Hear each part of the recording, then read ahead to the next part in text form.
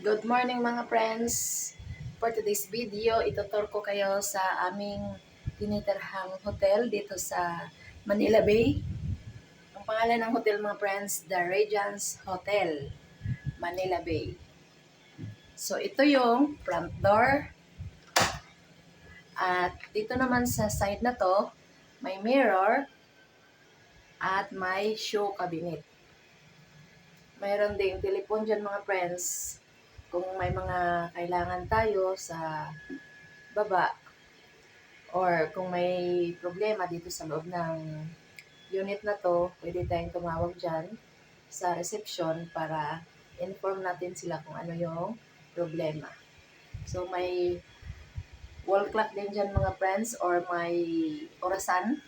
Di pala wall kasi hindi nakasabit sa wall. So may ano din dyan mga friends sa gilid. May orasan at may pa-flower. Plastic to mga friends. Pero maganda siya. Aesthetic. So, ayan yung nakalagay sa gilid. Malapit sa may pintuan. Ang space nito ay maliit lang talaga. So, dito din may nakalagay na breaker. Ito yung front door and dito may breaker at may salamin and then may show cabinet. At dito naman sa side na to mga friends, dito nakalagay yung maliit na sopa. At may pa-decor sila dyan sa wall na yan. So, ayan mga friends, may maliit na sofa dyan.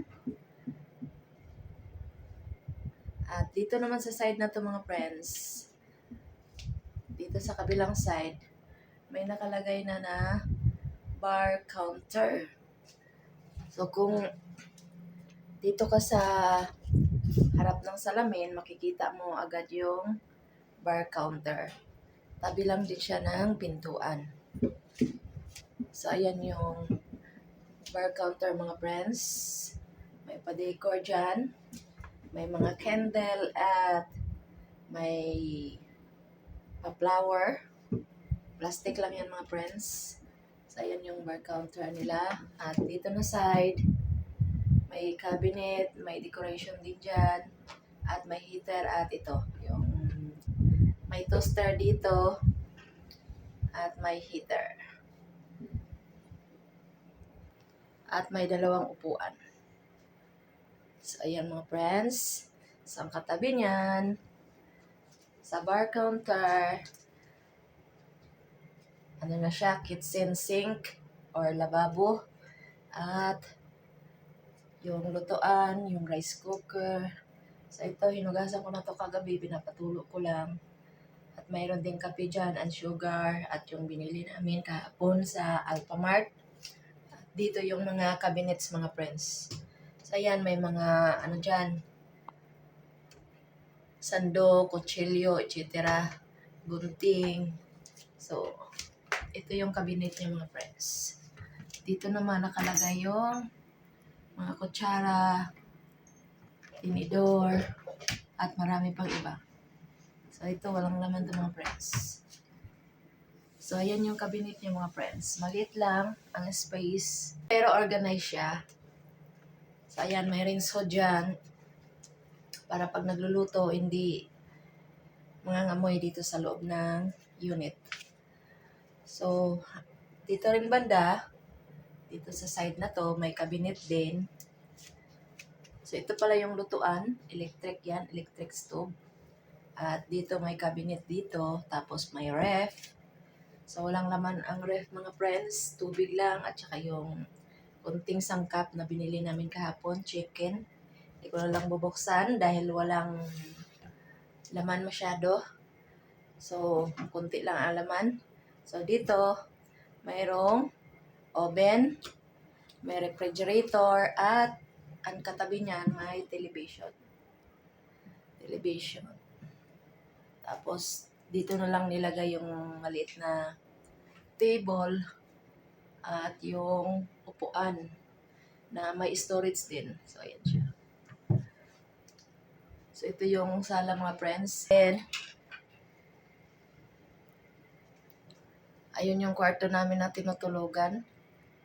And then, dito na side na to, Dito natutulog naman yung kasama namin at yung maliit na sopa sa sala. So, ayan mga friends, ang pinag-istihan namin na hotel dito sa Manila Bay, The Regents Hotel. May carpet din pala mga friends dito sa sala. Sopa, maliit na sopa at carpet. So, yan pala mga friends, kwarto yan.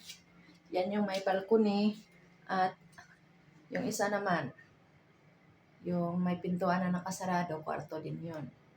So, ayan lang siya mga friends. Kumbaga, dito sa sala, hinati lang yung space sa sala/kusina. So, organized talaga mga friends. At ngayon, maglilinis ako mga friends. So, ito pala dito mga friends ay lagayan ng mga panlinis. Mga gamit sa paglilinis. Like basahan, mop, walis, at sa taas naman may tissue dyan. So, dyan nakalagay yung mga panlinis. Maliit lang to na cabinet mga friends. Dito lang siya sa tabi ng kitchen sink or lababo. So, nagulis na ako kanina mga friends. Hindi ko lang na-videohan. So, ayan yung basahan ko at tatanggalin ko na lang yung mga pinagulisan ko mga friends. Yung mga buhok, yung mga kanin kasi kumain kami dito kagabi or kumain yung mga kasama ko dito kagabi. At yung mga likabok. So, tatanggalin ko mga friends. Gagamitin ko na lang yung basahan. At dyan may nakapatong na panlinis. So, yan yung gagamitin ko para malinisan ko yung sahig. So, tatanggalin ko ang mga buhok mga friends. Gamit ko ang basahan na to.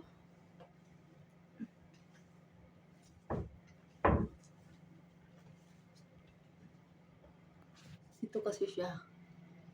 Ayan siya. Tatanggalin ko na lang dahil wala akong nakitang daspan. Ibasahan ko na lang.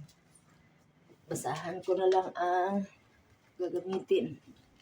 Di ko pala basahan ng hotel.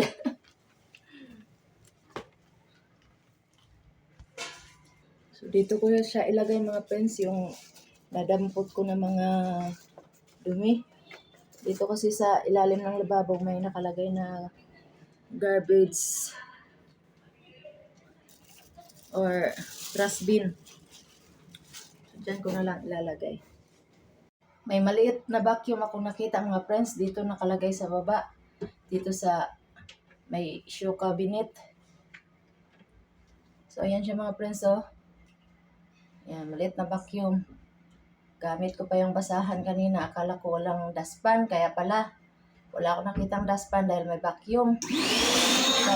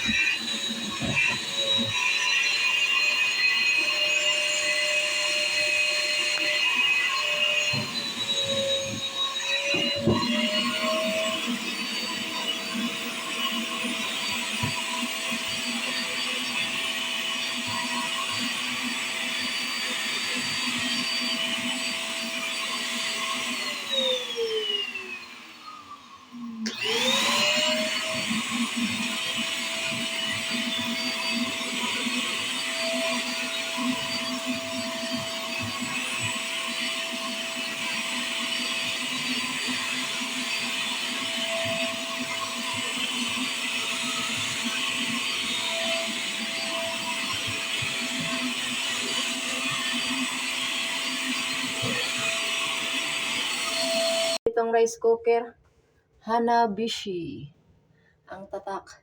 So may ano na dyan, bigas na at nahugasan ko na at nalagyan ko na rin ng tubig. So ang gandang gamitin tong rice cooker na to mga friends. Napaka bilis niyang gamitin, napakaganda, less hassle. So isaksak ko lang to mga friends at pipindutin kayong ano nito, ito yung para makook siya. So, ayan mga friends, umilaw na siya. So, ibaba ko lang. Ipipress ko lang ng ganyan. So, maluluto na yan mamaya-maya. Maganda siya mga friends. Hanabishi. Ang tatak niya. So, may natira akong ulam dyan na chicken adobo at lalagyan ko na lang yan ng ano mamaya. Lulutuin ko siya ulit. Lalagyan ko siya ng breadcrumbs and then ipapray ko siya. So, yun lang mga friends. Thank you for watching.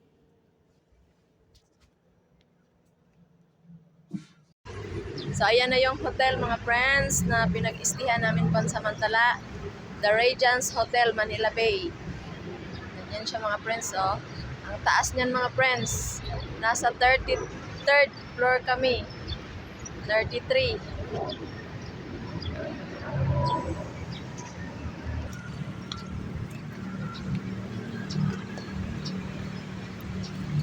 So, ayan yung hotel na pinag-istihan namin mga friends, oh. Ang taas niyan. Nakakalula. Naglalakad kami ngayon mga friends. May bibilhin kami. Pagkain. Almusal.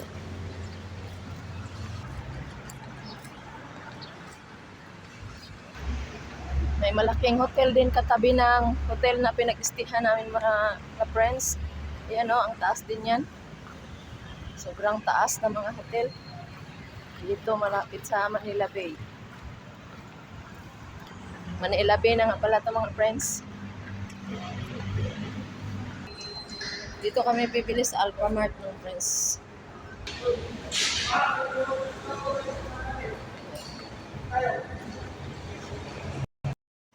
Hello mga friends!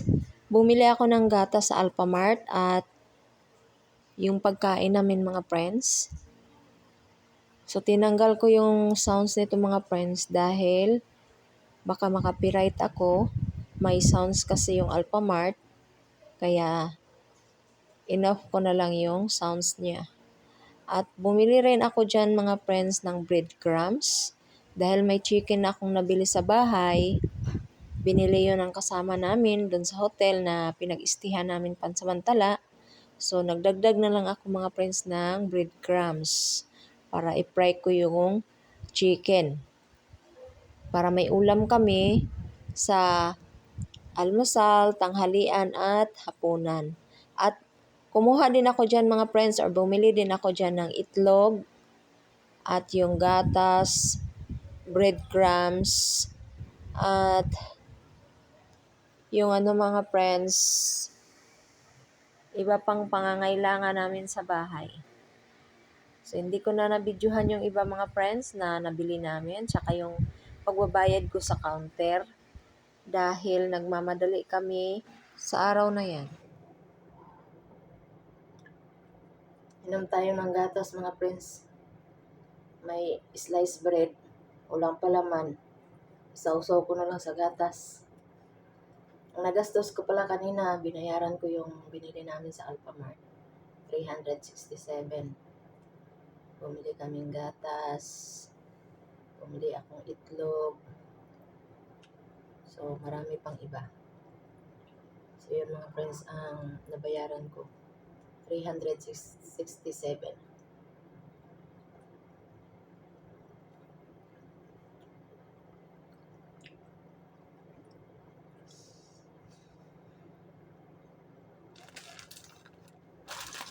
Ito yung loaf bread.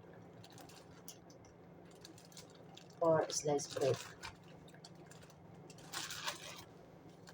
Buti na lang may brown sugar dito sa hotel. Wala kami piniling sugar kanina sa Alphamart.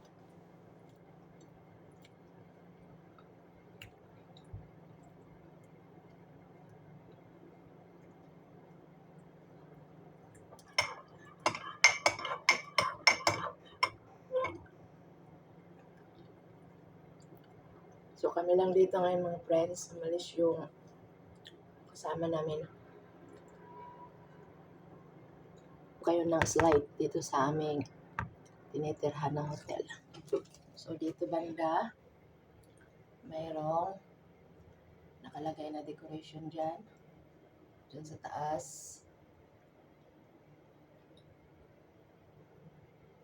So ayan mga friends. Mga decoration. At dito naman sa baba, may nakalagay na heater yan dyan. Yung isa mga friends. Heater yung nakalagay dyan. At ito yung, ang tawag dito yung iinit mo yung tinapay. Bread toaster ata yan, kung hindi ako nagkakamali. So, yan yung nakalagay sa cabinet. Dito kasi ito sa, mga friends, sa sala, kusina.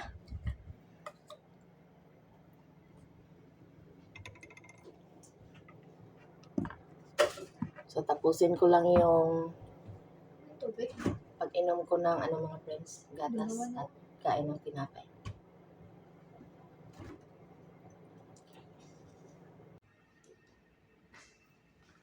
Dito na kami sa elevator mga friends. Bababa kami. Kasama ko ang aking anak. Dito na. Ground floor. Ito yung elevator nila dito mga friends. Sa hotel.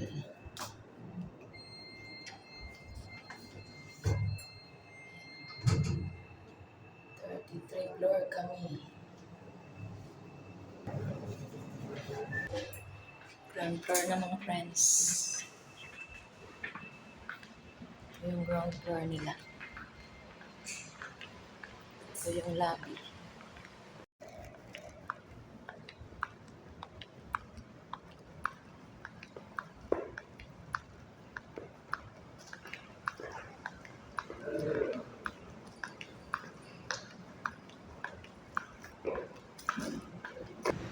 So ito yung hotel mga friends. Nasa labas na kami.